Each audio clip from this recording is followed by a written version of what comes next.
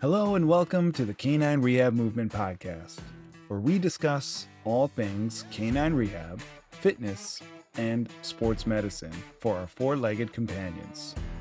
We cover a variety of topics with amazing guests in an educational and entertaining format. Some would even call it edutainment. Now, we are all about canine rehab and fitness training, or craft.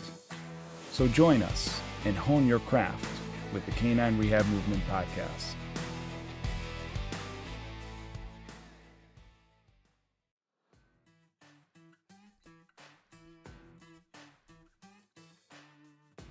Now, today's episode is brought to you by Paw Prosper, your trusted destination for leading preventative, supportive, and rehabilitative pet products. Make your practice more efficient with top brands all in one place. Whether you need Help-em-Up harnesses, Fit Paws exercise equipment, Muffins Halo for blind dogs, Response Systems laser and PEMF therapy devices, or canine carts for mobility support. Discover how easy it is to find the best products to keep your patients healthy, aid in their recovery, and help them age gracefully. So visit pawprosper.com today.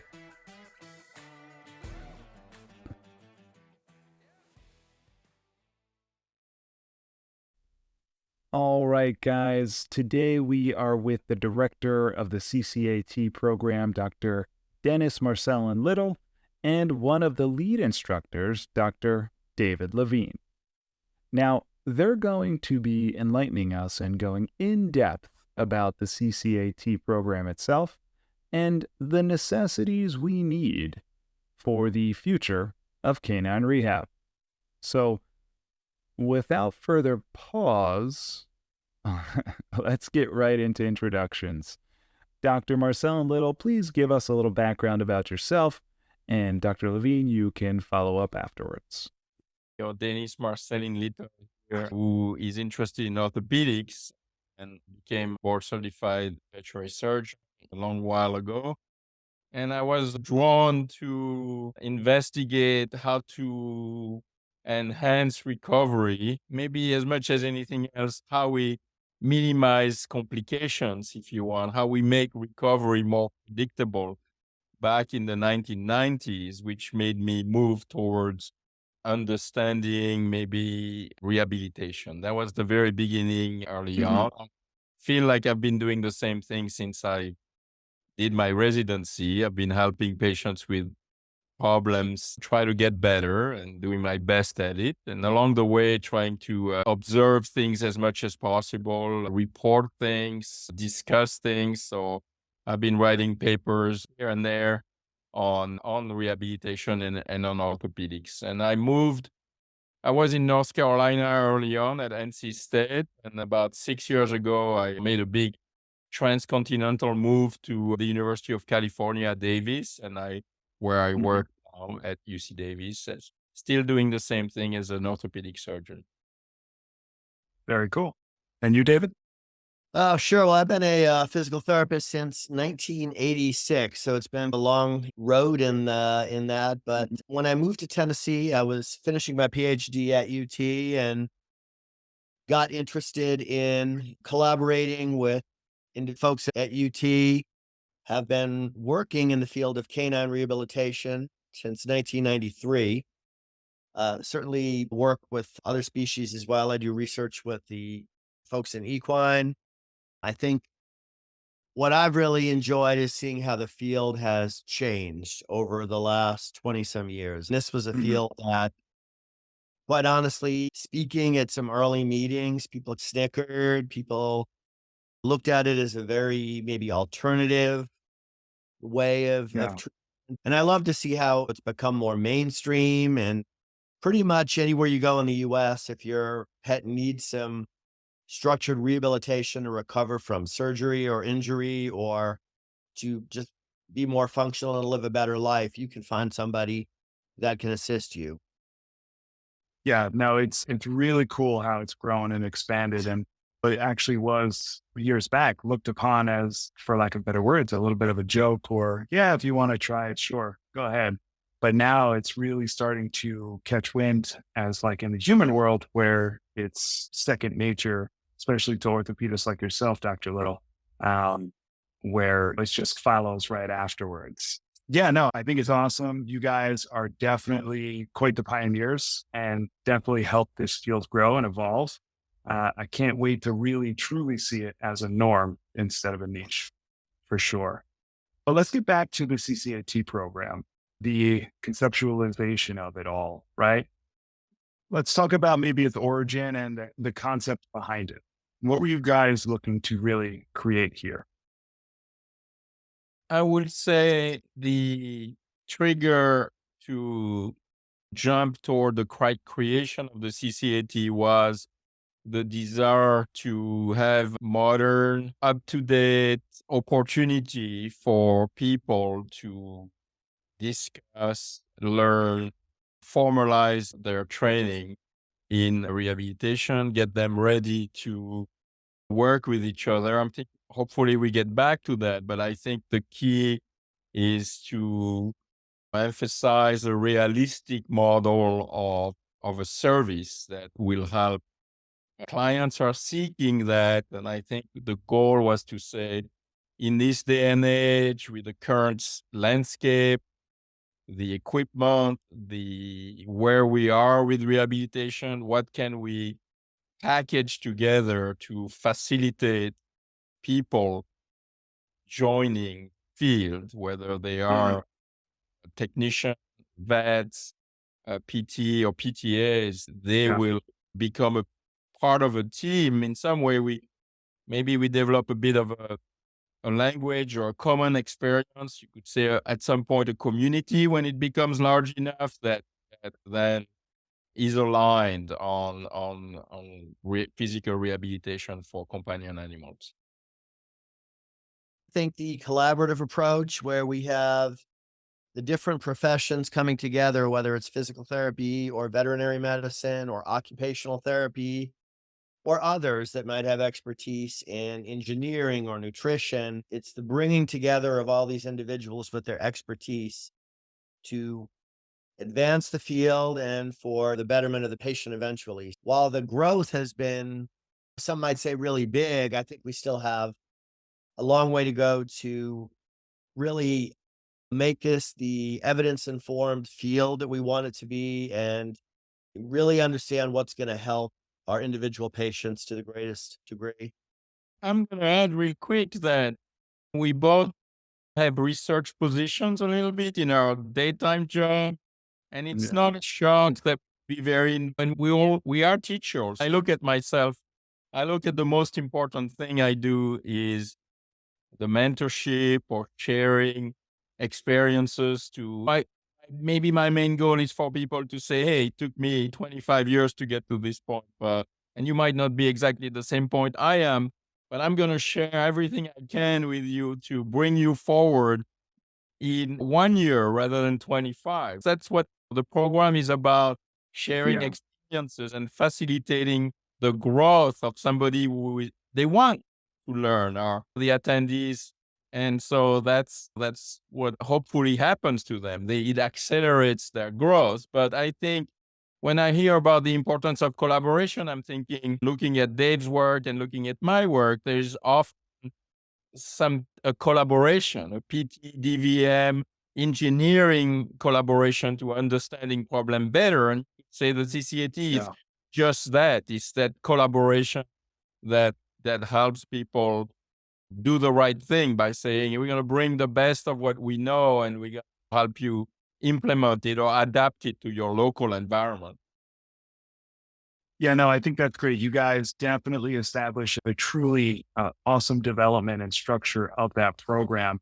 And going back to the previous episode where I was talking to Deb, and she had mentioned working alongside the Dream Team. And one of the reasons why is that when you guys aren't teaching, you're studying. And when you're not studying, you're researching and writing. So it's really cool to see all these instructors always having their mind on the advancement of canine rehab and the field itself for sure. But yeah, let's get a little bit more into that, discussing the academic and practical components of CCAT. Just an overview. You don't have to do every bit or breakdown of it, but for those listening and could be interested in CCAT.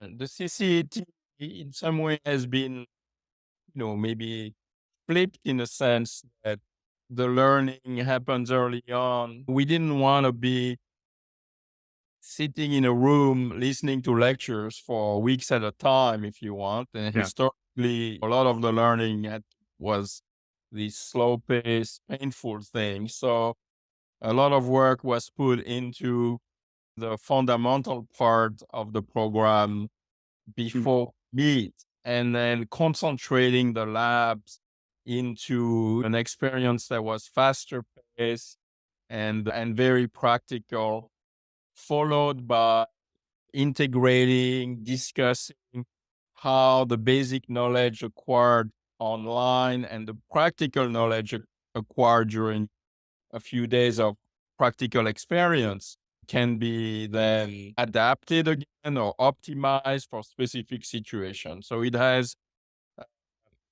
these parts that are maybe more adapted to modern life, where you don't have to spend weeks at a time in one place, to try to concentrate the learning, the interactive learning, into both practical and discussion about decision making, about trying to develop, to change your attitude and have everyone develop a sound judgment in making decisions. We can't list decisions. You have to have the decision making has to be grown through these very interactive discussions. Yeah, no, I appreciate that. I do think decision making comes to each and every practitioner. And I think you guys help to nourish that for sure. But let's talk about, like you were saying, being modern, segueing to that and talking about the technology that's shaped the program too. Sure. I think, and just finishing up on education, or not finishing, we never finish on that, but Yeah. everybody learns differently. And I think you really need to meet people where they're at. And some people are very practical learners. Some like to sit with a book in a library. So I think it's about being flexible enough in day jobs in academia, but as well as seminars, on trying to get to know people well enough to meet them where you can understand their needs, how they learn, and you can optimize their experience. In terms of, you mentioned technology and new technology, you might go to a show like VMX, or you might go to the PTA conference, and these shows may have 400, 500, 600 booths in an exhibit hall. Mhm. And how do you navigate thinking about what that equipment might do within your practice? How do you navigate even trying to understand what of the new technology is going to be helpful? It's not all about the evidence base. It's about how these things are going to help you build a practice as well. But the technology is you go on the web these days and you look for any product, and there's 5 million things, and everybody has some budget and goals. And how do you put together, how do you navigate those decisions? I think we all struggle with that sometimes. And we discuss it during the course, of course. Yeah. No, absolutely. I totally agree. Everybody's evidence-based now, right? They're trying to sell you on that and this, and it's great. There are practicalities, like you said, in the facility, where time management, how's it going to help you get through each patient smoothly, the flow of things. So a lot of times it can be evidence-based, but there's common world practicalities that also have to be taken into effect. And I don't think a lot of people think about that. So it's good that you guys go over that in discussions for sure. In the end, it really comes down to the knowledge of the people that are on your staff and their personalities. And we spend most of our time, or a lot of our time, in education. And we're an advocate for our clients and their pets. And Yeah.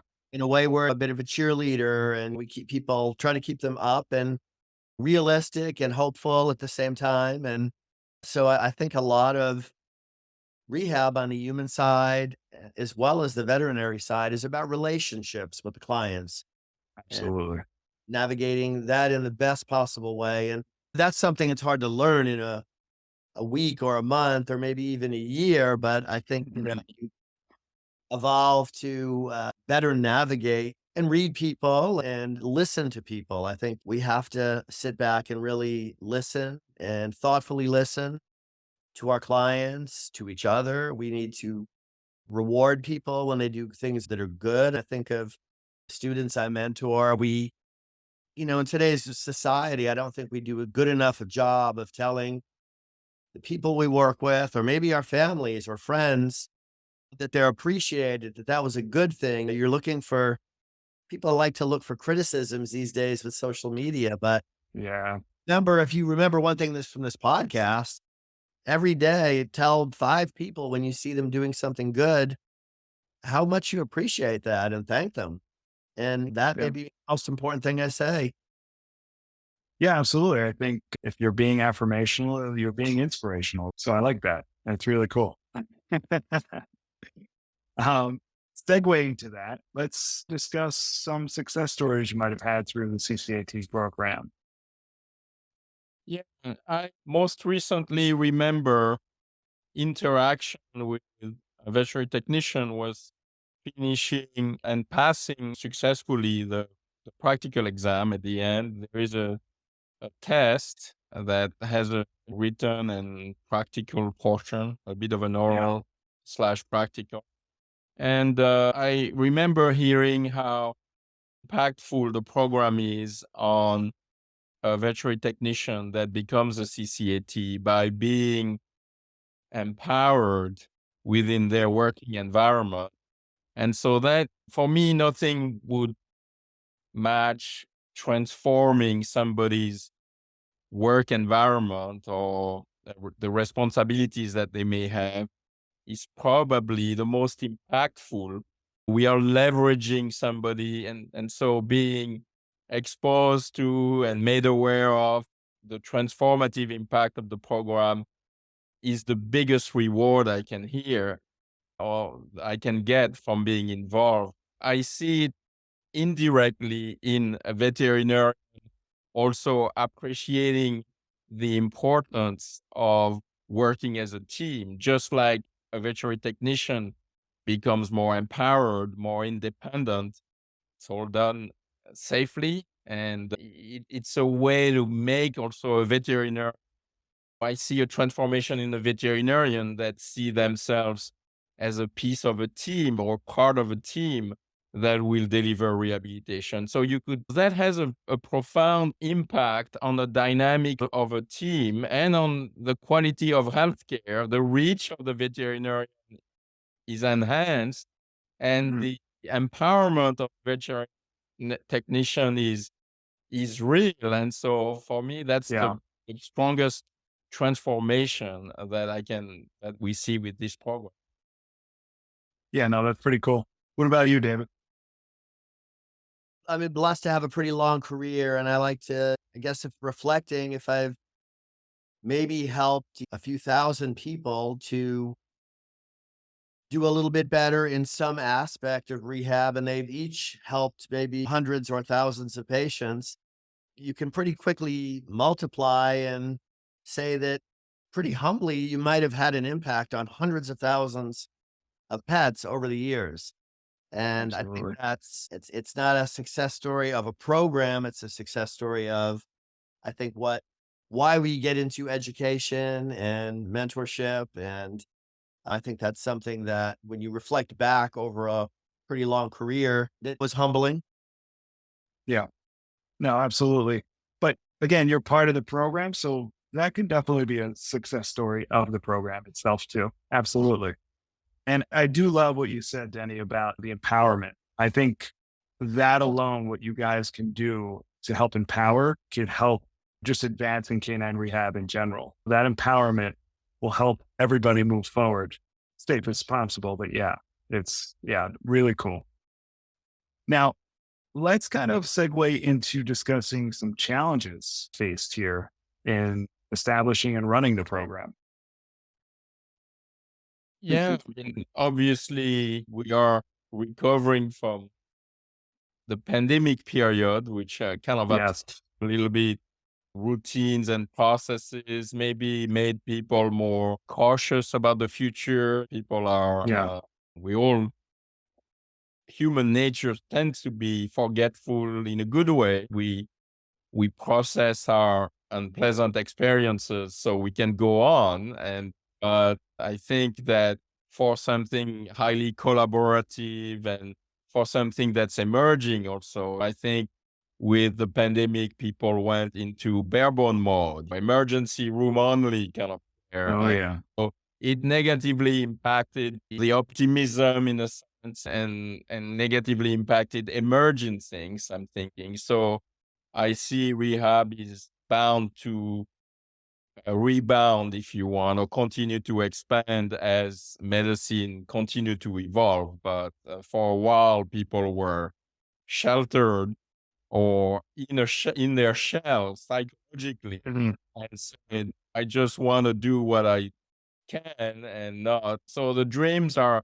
reappearing now. I'm thinking that's a bit of a challenge, is fading away at this moment. Yeah, no, that's good. Yeah, pandemic, tough stuff, man. But I'm glad we came out of the other side of it. What about for you, David?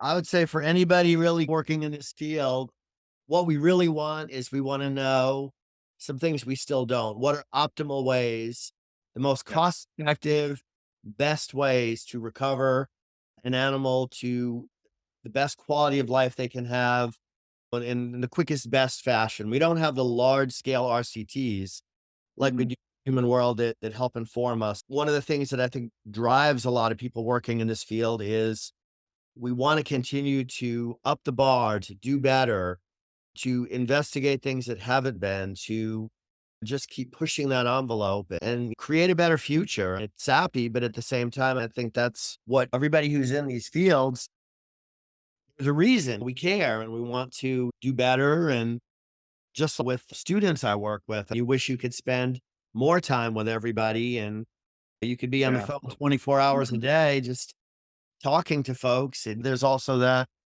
time you need for your own learning and self-development. I go to a lot of courses. I'm constantly trying to strive to learn more, do better. It's a never-ending battle to just keep striving for excellence. I don't know that I think we're doing a good job in the field, but we have a lot more to know to say we're going to be excellent. I'm going to add to what Dave just said because you mentioned randomized clinical trials. And also, I'm going to add to these clinical practice guidelines because that's the finish line or the ultimate goal is to a pretty cool then group of individuals have analyzed the literature and are giving advice, mentorship on how to address a specific problem. They are giving, and these guidelines are put forward by a respected group of peers that have analyzed really all the randomized clinical trials. So that's where we must go. There are a few other ways to really guide people. Providing advice is a good start, but it doesn't have robustness and of clinical practice guidelines. We in veterinary medicine, there are few guidelines and there are few groups that can. You might have guidelines for the management of renal disease are coming out of groups of specialists in internal medicine because that's a very large college and that's a big issue.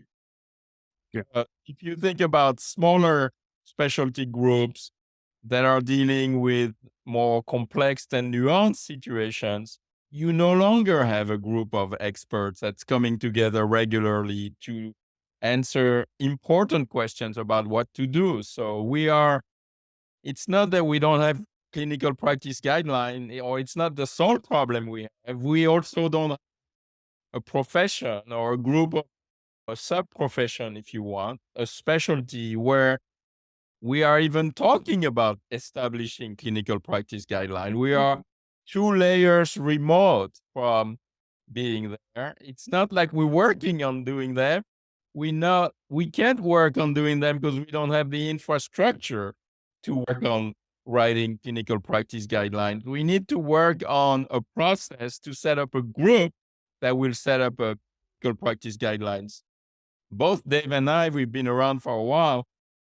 I have a sense of anxiety. I want to keep working, and I want to work on setting up working groups that are actually going to set up these clinical practice guidelines. And the clock is ticking a little bit. We got to get that done before we retire, I'm thinking, because you don't want people to be reinventing the wheel every 5 minutes. You really want to set up processes that make progress. You want to say, let's just do better research and let's evaluate our research, leverage, get the best out of our research so we can move the profession forward. Totally. I agree. And that kind of brings me to a point where, I would love for you guys to maybe discuss the significant milestones and achievements of canine sports medicine and rehabilitation. I know we still have a long way to go, but there are those milestones and achievements that have gotten us to where we are, right? Oh, absolutely. I'm going to say on the vet side, the specialty college coming out was for me like a miracle, if you want, because I have a hard time achieving anything in a committee meeting. And I'm thinking creating an entire specialty college during our career, if you want. So that came out in 2010. And so that's been about 10 years. So that's an enormous accomplishment. Starting the CCAT is a fantastic accomplishment. And the CCAT, putting it together doesn't mean that the thing is going to have a life. And so I think graduating maybe the 100th CCAT certificate holder has been a big milestone to say, hey, it's real, it's happening, it has a community. And so as that community grows, when it's growing, that gives an opportunity to do more and to accelerate. A growing community can achieve a lot more than a stationary or dwindling community. Yeah. I can think of a lot of guidelines that are rolling around in my head, from the formation of groups like the APTA SIG to, in 1999, the first big meeting was held at Oregon State in Corvallis. Dr. Linda Blythe, who's retired now, was the organizer, and that group is the IAVRPT, or the International Association of Veterinary Rehabilitation and Physical Therapy. That group is continued to evolve. The meeting this year is in Cape Town. The meeting 2 years ago was in Cambridge. Yeah. I believe this is the 12th. And one thing that I think that group has done is it's very equally divided between the veterinary and physical therapy profession. Most of the groups that exist are just for DVMs or just for PTs, and that we're gonna make progress much quicker if we work together and not have division. And so I've always had a soft spot for the IAVRPT. I've attended every meeting since the first one. Oh, that's great. That's awesome. I mean, there was one that Denis was the chair of at NC State. We hosted two of them in Tennessee.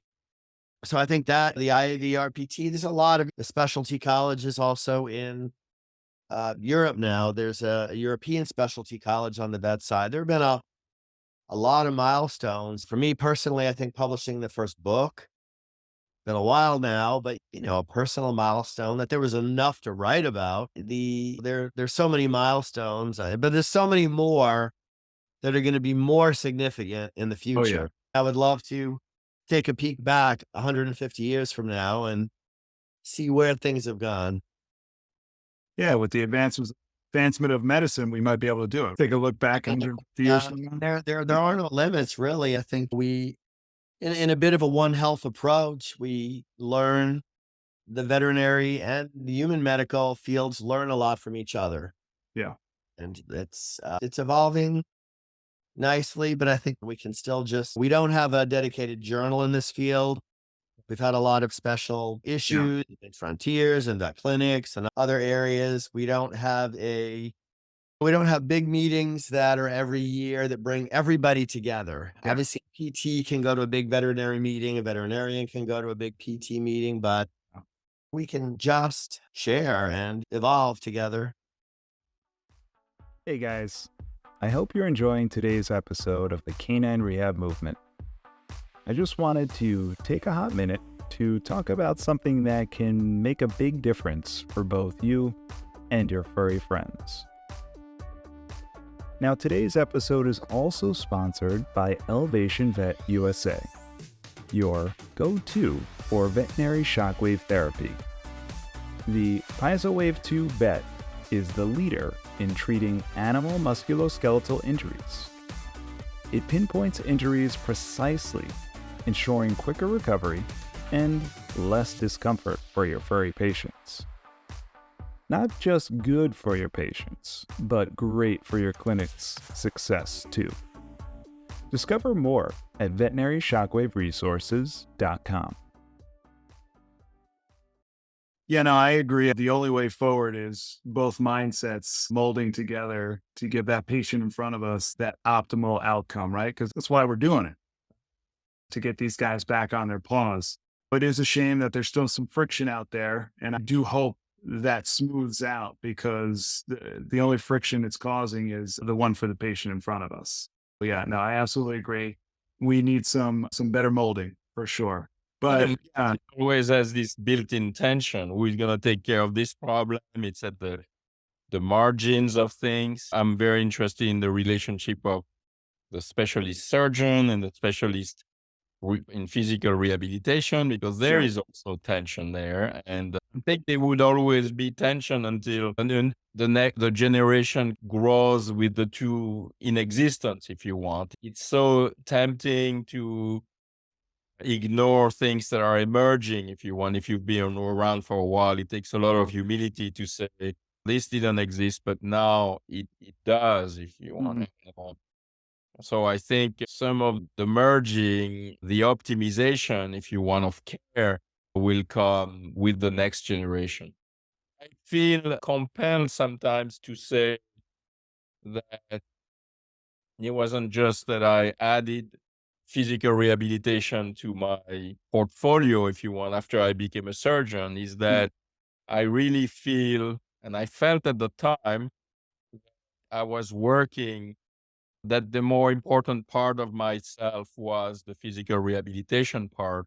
And that I can decide personally that as an orthopedic surgeon, I serve my more important part, which is my physical rehabilitation part, that the surgeon is working at the service of the physical rehabilitation. It's only one step. And sometimes I tell clients, I have a couple hours of work as a surgeon, but we got a couple months in rehabilitation. That's the much more challenging and important work. And that state of mind, which I think is the correct patient-centered state of mind, has a bit of a ways to go at this point. But it seems a little less crazy now than it did 20 years ago, for sure.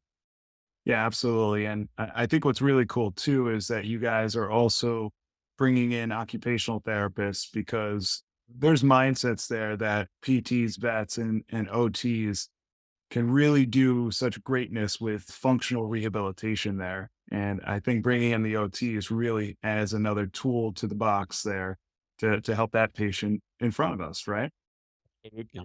With that being said, can you guys give some insights on any upcoming projects or expansions into the program?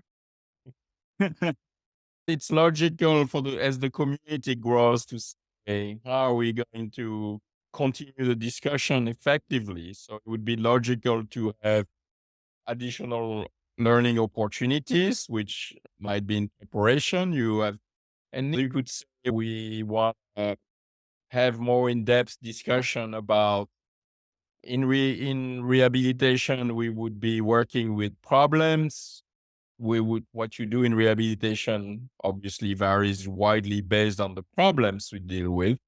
It varies based on the patient profile, and it varies based on owner's expectation. You always have that triangle to manage, if you want. You adapt immediately what you do to the problem that you face, whatever it is, and how long it's been going on, who the problem affects, and what we try to get out of this situation. So it would be logical to expand our course portfolio, and that's what's in preparation.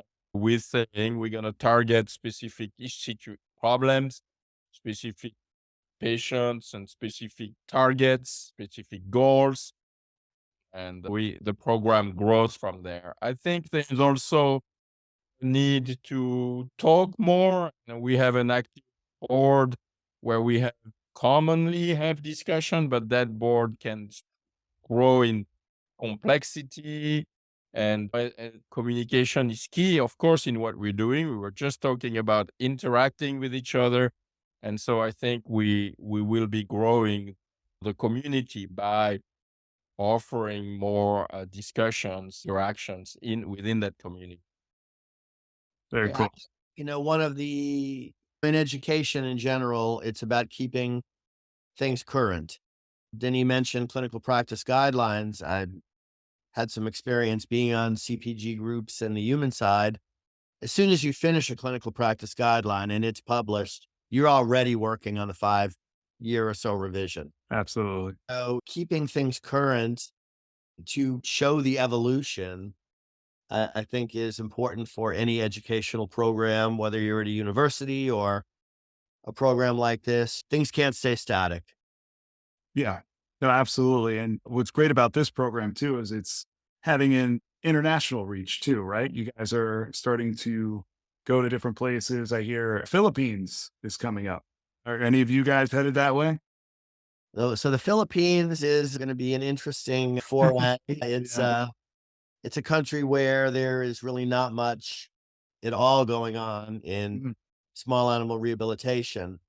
Yeah, that is within the next few months. And I think bringing this to other countries, other places to spread the word is wonderful. I remember giving a talk in the 90s in Japan, maybe 95 or something. Okay. And it was, like you mentioned before, people snickering, laughing. And it's great to see how things have evolved. I think there's a lot of opportunity to educate people worldwide on live platforms, but also these types of platforms where people can just learn from each other. The meeting in Cape Town this summer or this fall will be a really neat opportunity because you interact with people from maybe 20 countries, and they will may be better at some things or may have a different take, and you keep your eyes open and you learn some new things. I think expansion, there's obviously language barriers. Absolutely. And that can be an issue with some of the new translation and AI stuff that I don't know much about. It's amazing out there now. Yeah. I'm sure we may not even be speaking to you. This may all be AI. I don't know. I knew it. You guys are so hard to get a hold of. I knew this was AI. Guys, to bring it on home, what would you say for yourselves, predictions and aspirations for the future of canine rehab? I think things are going very well. We're getting much more structured and accepted. I think a lot of energy was spent convincing folks, if you want. You have somebody aware and driven, trying to spend a lot of energy overcoming skepticism. And I think we're moving past that point. We are refining. We were talking a few minutes ago, we can boost our effectiveness, but you do that. So I would think physical rehabilitation is established if you look at it stepping back, and it's just like maybe a bone broke, was stabilized and has healed, and now it has to refine itself, fine tune things. And I think we're not struggling for the existence of physical rehabilitation. I think we are entering a phase of optimization or enhancement where we say, hey, we are going to make it lean and mean. We're going to make it more effective. We're going to make it more universal. And that's a very exciting thing to be doing at this point in my career. Absolutely. I would love to see in the future that whether you're at a PT, PTA, OT, veterinary, vet tech school, that there are some opportunities for learning and exposure to the field at that entry-level degree. I know those curriculums are all full, but I know most of them also have some electives, and I think earlier exposure would be something that I would love to help facilitate, and early exposure to all these fields and collaboration between all the fields, I guess, if I could dream. Yeah. No, that would be amazing for sure. And before we go, our final discussion, I've been told to bring up with you guys, especially with you, Denny. So the Olympics, zero gravity. Apparently it is a discussion. Heated discussions. A really fun discussion on naming some sports in the Olympics that could be played in zero gravity. I'm quite sure where that came from, but it's clearly a very important question to say. Because once we move to some zero gravity environment, I want to know what sports we're going to have to get interested into so I can get a head start on practicing them. So I'm thinking it's going to be slightly different up there. A little bit. Ironically, I thought about it myself. Brainstormed it. And, whether or not this could happen, I do think it would be interesting to see maybe gymnastics. I think there could be something there, right? Or any kind of shooting or archery, right? Still feasible. We're talking about shooting an artery because it's going nice and straight. So we'll do fairly well if they go the right way. There'd be some adjustments needed. But gymnastics, you can't leave the ground, because if you leave the ground, you can't come back on it. So you're going to be in contact with the ground constantly. Depends on how the environment's set up, though. Oh, yeah, totally. We talked about putting a giant water ball and then seeing That what would be very swimming interesting. we can do on that. So it's going to be really What would you say about basketball? everybody will have to shuffle on the ground. It might be a little bit different. The carriers will probably last a lot longer because jumping up and down is not so easy on tendon and so on. I feel you. Absolutely. My last one I was thinking about was martial arts, especially like judo or something like that. Totally. Judo is fun. You got to make sure that you bring your opponent back down to the ground, which you might get your points anyway. So judo is good. Yeah. French is usually pretty good. The French have done well historically in judo. Okay. Yes. Any insight there, David? I have no idea what either of you guys are talking about. I'm envisioning this, but I'm going to stay out of this one. Yeah, it was a little birdie who told me to bring it up. And once I heard it, I had to brainstorm myself and think about these sports that could possibly happen. I also had some other sports, but again, with the zero gravity, it's far-fetched for sure. Olympic Games coming on this summer. So it's to be thinking about that too. All right, guys. Super entertaining and definitely enlightening. Lots of bits and pieces to process there for sure. We definitely want you on again, so we will be talking soon. Thanks again.